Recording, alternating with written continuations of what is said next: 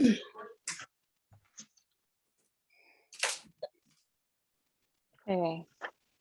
so I'm Ayya Niyyanika, pronouns they, she, and as you were made aware that I'm at I'm with the Aloka Vihara Forest Monastery Bhikkhuni community, and we are evacuated from a fire. And the fire is not actively raging there. It's probably this round done for the monastery property, but it's got an impact. So today I thought we could talk about facing the fires and meeting things as they are. So the recent wildfire, if you did people see the pictures, see the photo narrative that was on the, okay, so some of you have. I'll describe it a little bit. We went back to the property the day after the evacuation was lifted, which was several weeks after the fire had started. And we were incredibly blessed to have a support community in the Sacramento area and wider that provided space, lodging, meal, dana. Basically all of our needs were met, and we were able to continue our monastic practice and our monastic schedule.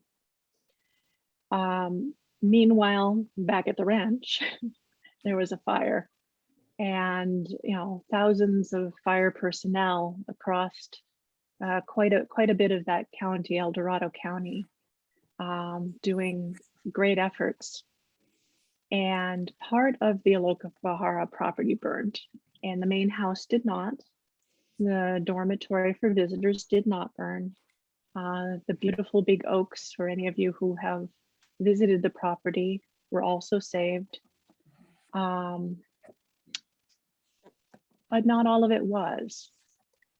And when we went back, there were 2 fire trucks in the meadow, and the fire crews were still on the property putting out hot spots.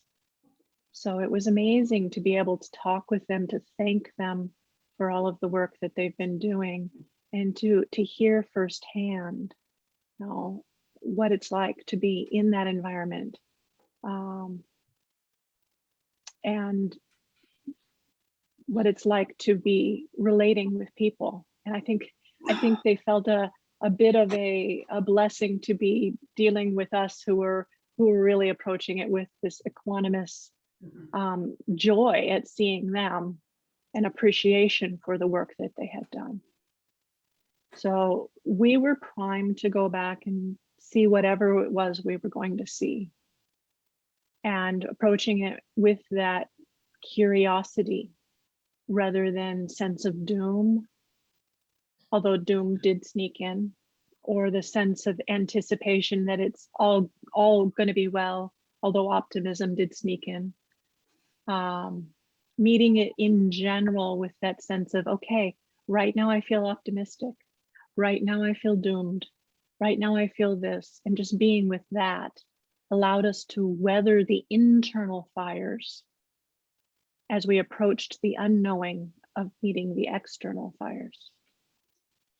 So one of the things that we did was we walked, there's this loop that was bulldozed intentionally by a supporter on the community to make a loop trail that would go to the new kuti that was constructed this last year and loop down to meet the trail that goes down to the creek and come up by one of the yurts and come back up to the house. And so we walked that. And this kuti, not everyone might know what that word is, a small cabin. It's a small meditation. Well, not terribly small, about 10 by 12. Sorry, it's in feet. Can't translate that into the metric world, but you might have a general sense of it. So not too large, 1 room cabin meant for meditation. And this cabin, this kuti, it was built over the previous year by a board member, by volunteers, by the monastics. And it was built with love. It was built with generosity. The kuti was built with communal effort, and it was built with thoughtful care. So as we approached it, this kuti that took months of dedicated effort to build, we saw the trail was charred. We saw that the manzanita bushes were silver black. Some weren't, but a lot were. We saw some of the larger trees gone. And then we saw that the kuti had burnt and it was gone, just gone. So what burnt was a cabin. What didn't burn was all that love, all that generosity, all that community care, all of the work that went into building that kuti was still standing. So where we place our attention matters. I'm not deluded to say that I can go sit in that cabin and have a nice meditation right now. But I can deeply hold everything that went into building it with appreciation. It was not a waste of time. It was not a waste of time because the effort that went into building that cabin, that kuti, was done with right intention. It was done from a place of care. It was done out of acts of generosity. It was done in a communal spirit. It was done with meditation. So how we show up to building the things, to building our lives, to constructing. It's not that construction is bad or wrong or futile or pointless. No, we live in a world. We have fragile bodies that need shelter. Some form of shelter is needed. So we do need to build cabins. We do need to have houses or some environment that allows you to live more simply. Those of you in Canada probably don't recommend the root of a tree all year. Maybe you can do that in Hawaii. So it's not that we don't build, it's not that we don't form communities, it's not that we don't have families, it's not that we don't have jobs. It's that we do these things, we build these things from that gentleness, that calmness, that kindness. And then when they burn, when they die, when they pass, when they're finished, we can meet it with that same gentleness and calmness and kindness. And nothing fundamental important for our practice has disappeared. It's just met this new state. The rubble versus the kuti. The lack of a job versus having the job. The loved one who's gone, who's died, who's just moved away maybe, versus the one who was sitting beside us. We meet what is with the same tender, gentle heart. And that's the practice. And that's what allowed us to view that kuti, yes, with some shock, with the smell of soot, with the change of colors. We'd named the kuti the Manzanita kuti because it was in a manzanita grove and it was painted to blend in, which maybe is why the firefighters didn't see it. But, you know, we can't defend these things.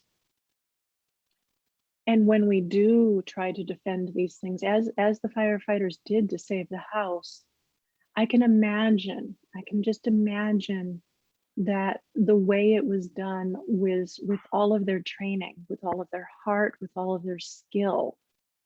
Now, a firefighter's job is all about showing up. Now, and honestly, we're all in a firefight. Um, the Buddha talks about the three fires: greed, hatred, delusion. And from these three fires, these internal kilesas, these internal states that threaten our well-being, so many other fires in the world get set. You know, the fire that went through Aloka Vihara, there's definitely an environmental cause in there. You know, and there's just nature doing its thing. So there's both. But we have set the fires of climate crisis. And we have set the fires of racial oppression. And we've set the fires of social injustice in so many ways. Around the world, we see fires of war, we see religious persecution, we see views driving us to do things that are horrendous. And that could be a showstopper for our hearts, you know, a wanting to close down or rail against. But if we've been practicing, if we've been holding that gentle kindness, if we've been practicing this calm, responsive being with, it can also be the place to open. It can be the place where compassion shows up. We did a Dhamma sharing with the local Placerville community in that extended area that we usually do in person, but had to do by Zoom while the fires were still very much in the area. And so these are the people that are breathing the smoke. You know, these are the people who are seeing the fire trucks going by. They're seeing the animals that have been displaced. And these are practitioners. So one said, yes, I felt moved. I needed to do something. So I looked at what could I do? So she went to hold animals. Because many of those who are displaced can't have their dogs, cats, llamas, horses, all their animals can't evacuate in the same place. And so they have to take them to shelters. And so they'd sent out a request for volunteers to come hold the animals, play with the animals. So she chose the dogs and she held the dogs. And another person was, you know, seeing just in general the homeless population and had the realization that that population is about to go up because a large section of homes burnt. And those that were burnt were in many cases rentals. And those in those rentals do not have an economic status that they will be able to easily find another place. So she was moved with compassion to be aware. She's not yet sure what to do about it, but to be aware. And I could feel that there was not so much a sense of um,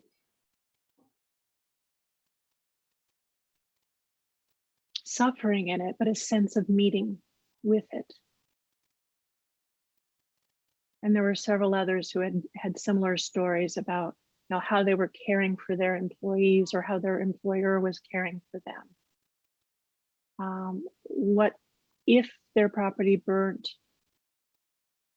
what they were letting go of already, and what they resolved to let go of, even if it didn't burn. You know, that attachment. And this is a sobering talk today. This is a sobering talk today. I realize that.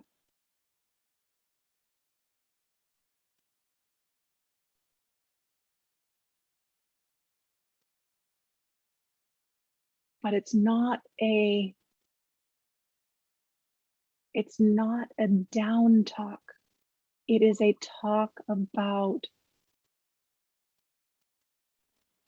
finding the resources within and cultivating them. It's a talk about finding that place of tenderness and gentleness and knowing it is a strength.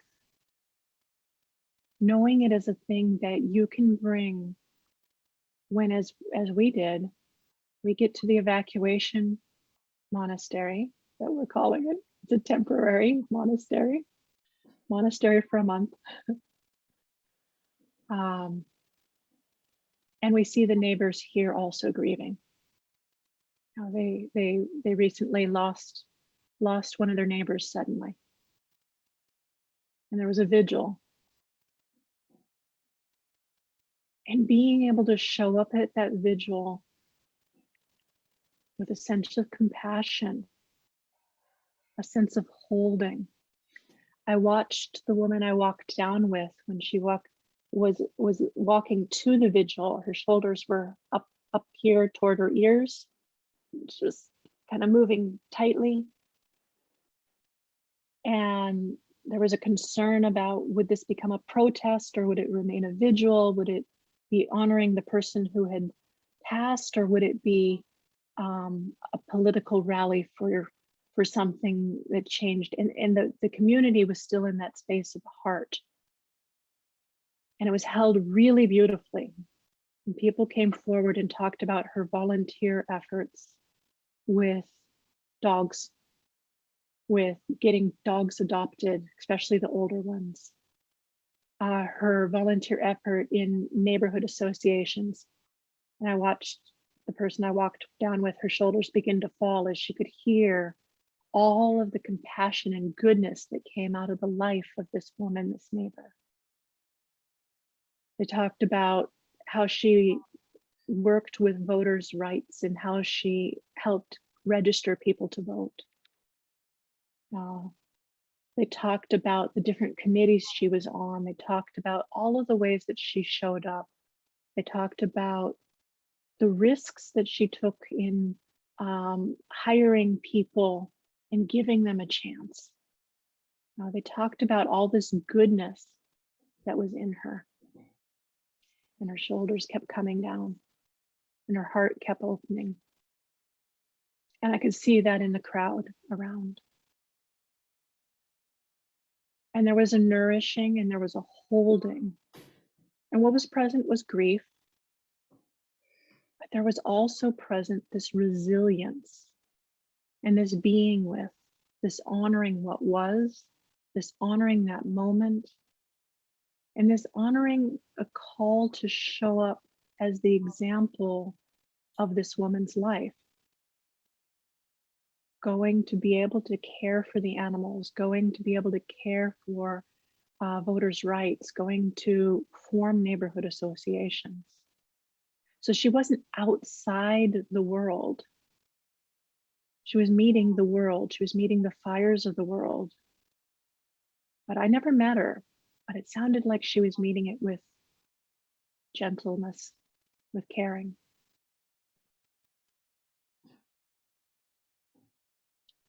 And I'd like to open this up welcome people to talk about how do you meet these things? How do you keep your heart open? How do you use this as the basis of practice? Before I do that, I want to go to the three characteristics. So we've got the heart side that I've mostly been talking about. The other thing that held us as we looked at that kuti was this is profoundly teaching us impermanence. This is a visual representation, and maybe you don't get it when you see it on the news, but you do get it when you're standing in the ashes. This is a profound teaching on impermanence. This is a profound teaching on dukkha. This is a profound teaching on not self. No. It was built by those of us who built it. If it were mine, it wouldn't have burnt, right? But it's not mine. It's just nature. It's just the Dhamma.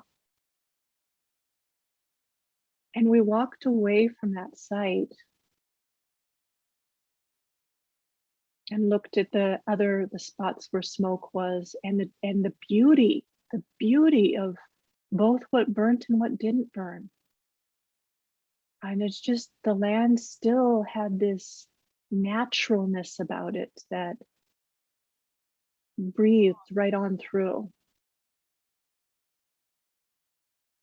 So the compassion met the wisdom.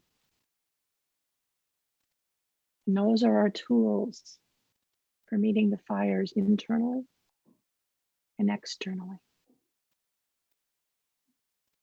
So I offer this for your consideration and would appreciate hearing how your practice meets the fires in the world.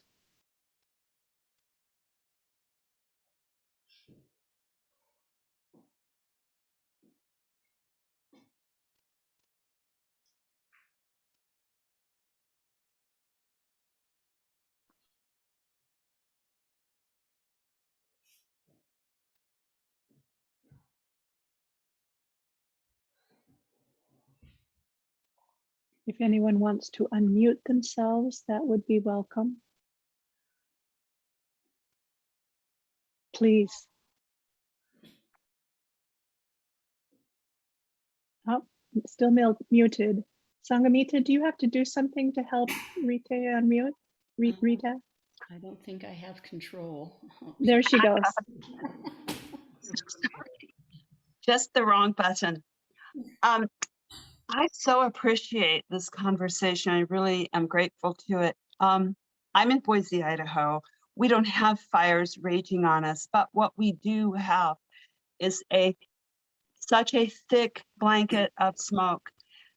And I was thinking, as you were speaking, I don't think I will be able to breathe again, all that smoke, without recognizing that I'm breathing the ashes of so many other people's suffering. It's not just smoke. It's not just in my way. It is the way I can be connected with everyone who is literally suffering tangible physical things.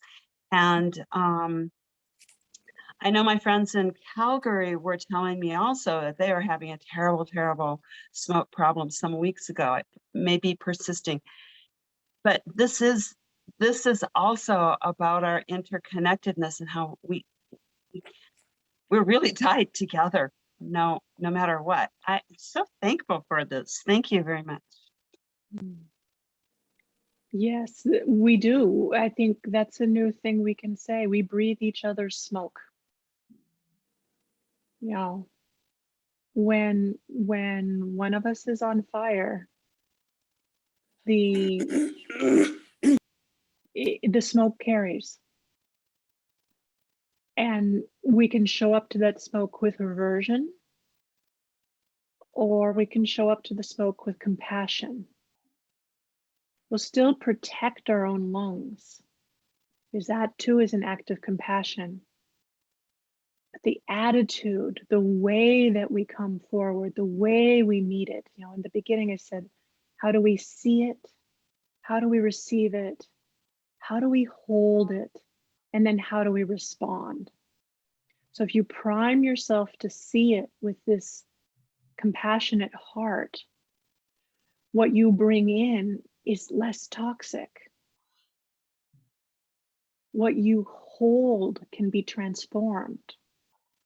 And how you respond can actually be something that clears the smoke in our world. Maybe just figuratively, not literally. But it can make a difference.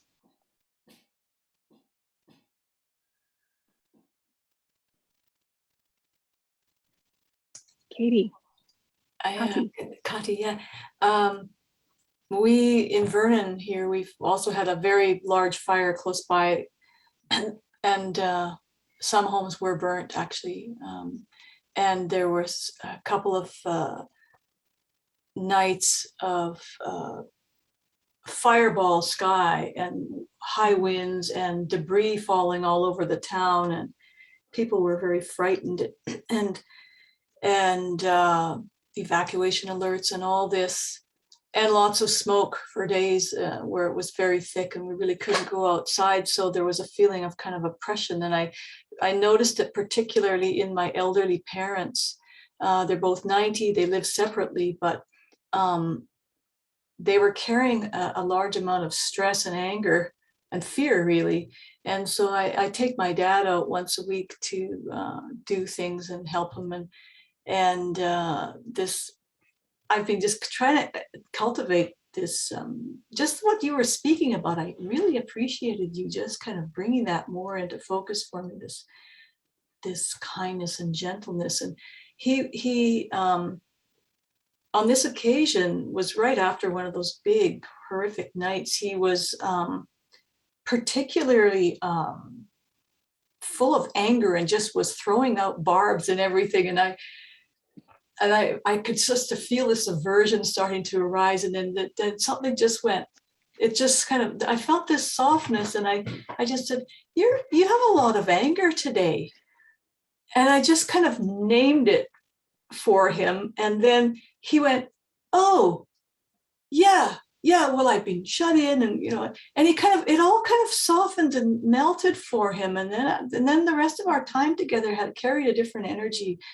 And I could have so easily just kind of started to snap at him or just tensed up and gritted my teeth, but that didn't happen. And I was just so grateful. So it was just sort of a mini lesson in how to put out a fire just kind of in a small way, and just in the relationship with someone that I'm close to in my family. So, and what you speak of it is just gives me more encouragement that this is, I feel like I could cultivate that a whole lot more. It's so I'm grateful for this. Thank you. Thank you. I think that naming it is deeply quenching. Now, sometimes the naming it, there'll be a little bit of a flare up of whatever it is you're naming, the anger or whatever, because it's been seen. Yeah. And there's there's this, it's been, in the suttas, she sees me. So there's this little flare up, but if you see that in the suttas, what follows next is then Mara goes away dejected. And let me just read one of those, because it is about the fire. This is Upachala, and I won't go into the part about Mara, but Mara's there tempting her, and everyone knows Mara, the force who, and whether it's it gets personified in the suttas, but sometimes that's just our own minds. Sometimes it's our friend who's tipped a little bit. So Mara's in trying to entice Upachala. And she's not having any of it. And she says, all the world is on fire. All the world is burning. All the world is ablaze. All the world is quaking. We didn't even talk about the earthquakes and the tsunamis and things that have been hitting. And then she says, that which does not quake or blaze, that to which worldlings do not resort, where there is no place for Mara, that is where my mind delights. Mm. And then the end of the verse is that Mara says, oh, she sees me. And he disappeared right there. So we can do that for each other. We can be the seer. I see that this is anger. I see that this is aversion. I see that this is fear, or uncertainty, anxiety, wanting. And it's said with compassion. It's just said with an equanimous showing up. And a lot of times that seeing will then just be a being. I was using the phrase, be with it and let it be. And I hear that's what you were doing, Kati, is you were being with it, you were naming it, you were letting it be what it was, and then letting it change. Mm-hmm. So I think it's a beautiful practice. Thank you. Mm-hmm.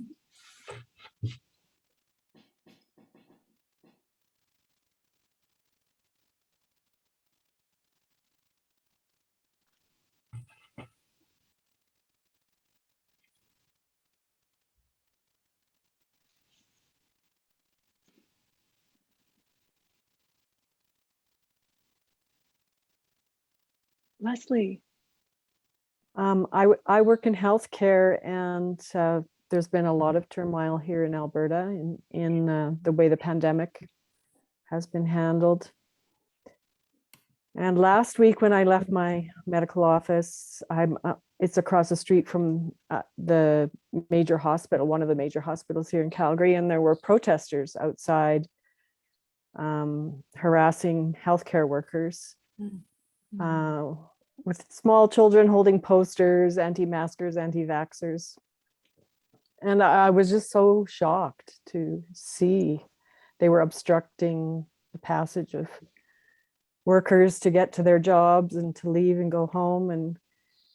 And a week later, we have all our elective surgeries canceled, and having to import healthcare workers because our hospitals are over full.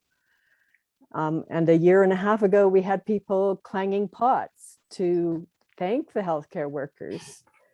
And so just this up and down of humanity in response to something very threatening is something to notice, that this is how it actually is. We aren't full of light and love all the time. We're full of, well, we also have a lot of fear and anger and uncertainty and division and questions about things. At the same time, the individual person, whether they come into my office and say they don't believe in vaccines or they got their shot the first moment they could, I can care for each person.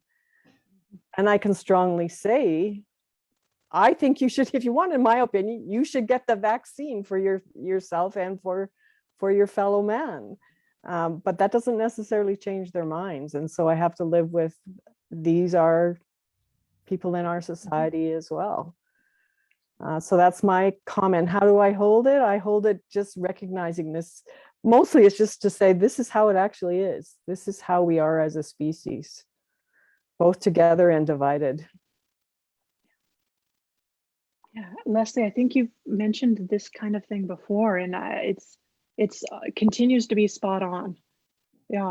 That we have a common human birth into human bodies that do human body things, with human minds doing positive and negative forward leading and negative comma making.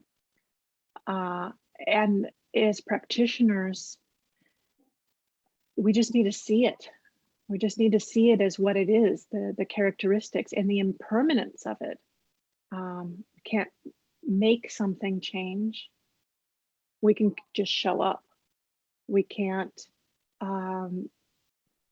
hold something in the form it's currently in. We can just let it transform. And what it transforms into is just following the laws of nature. So as we approach division, examining our own views, not holding to fixed views.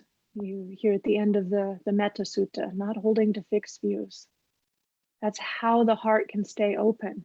It doesn't mean that you don't have an opinion. It doesn't mean that you, if you're science-based, say, science says this, or if you're intuition-based, my gut says this, or whatever it is that's leading you towards something, that can be true too. But it's always held with that, and so I think. Oh, and so I think. And given different data, I may think something differently. Given a different life experience, I may think something differently, just as that person has a life experience that has led them to think this. And I see the suffering in them holding to that view as the driver for protest that may be wholesome, protest that may be unwholesome, as the driver for making the choices in their life. And I can just hold it and see it and know it as the unfolding of that person's path. And I can do my best to show up with my own open, compassionate, gentle heart and to give them the gifts of what knowledge I do have. And I watched this at the vigil last night. There was the cause of death was a murder. So this neighbor was murdered. So there's quite a lot that is in the emotion thread that's not just the sadness of losing someone, but all of the anger about how this could happen, and all of that is present too. So being there for that. But the time and place and how it was held. So one person did go up and start to rail and say, I went to the Capitol and I felt I needed to do this. And she was the only one that had this strident kind of energy that was a very stirred up energy. And the person who was the MC cut the mic off and got on and said, at this time, we are remembering, I won't use her name, but we're remembering this neighbor. We are remembering her. This is the time that we're honoring her. Now, there may be other actions that take place, but essentially I was hearing her say, be with what's here. And it would have been okay, because others did talk about being angry, or they talked about being hurt or being upset, and they wanted justice, but there wasn't this drive to it. There was a being with, I am feeling. And I think that in all of our professions, if we can also meet people from this is what I'm feeling, and I see you're feeling this, I see you are exhibiting this, is that how it is for you? Then there's the space for there to not be a fixed view. There's a space for there to be a plurality of views without division. We can still be connected at the heart. We can still be connected at the humanity.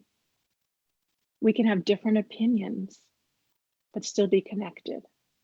And to me, that's an extremely valuable thing, to still see the personhood in someone.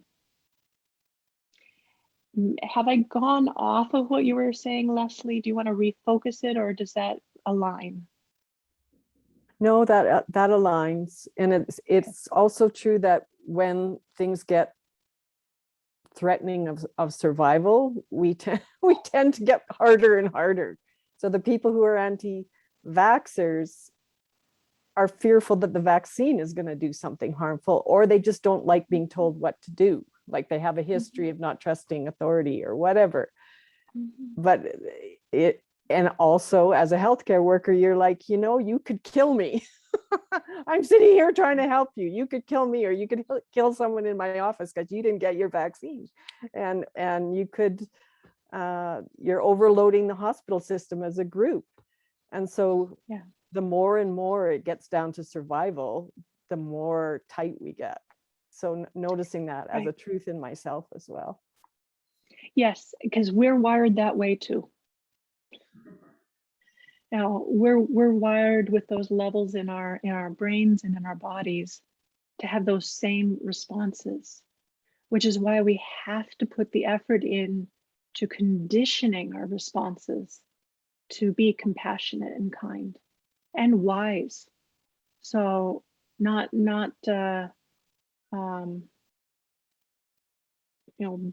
blindly, blithely going into something that is dangerous, but being choiceful about how we engage with the behaviors of ourselves and others.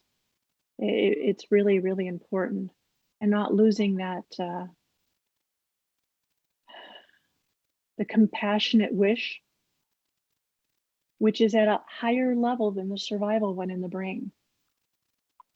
And so if you aren't able to keep yourself in that regulated state, which our meditation practice is a huge support for, you will fall down into that survival state within the brain. It will happen.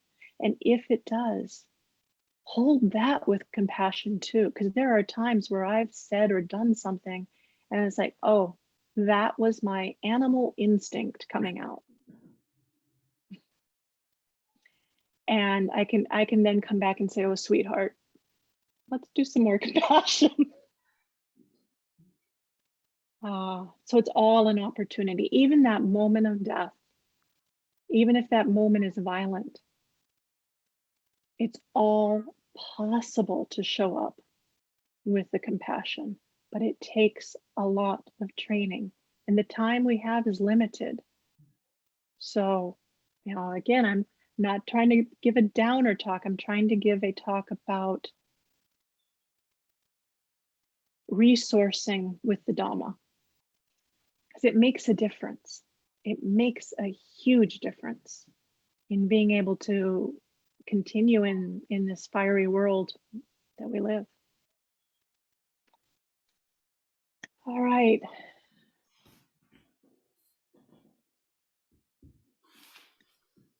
Sangamita, how would you like to close?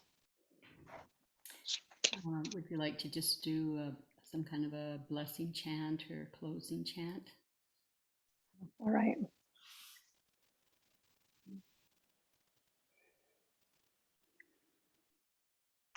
This is a chant that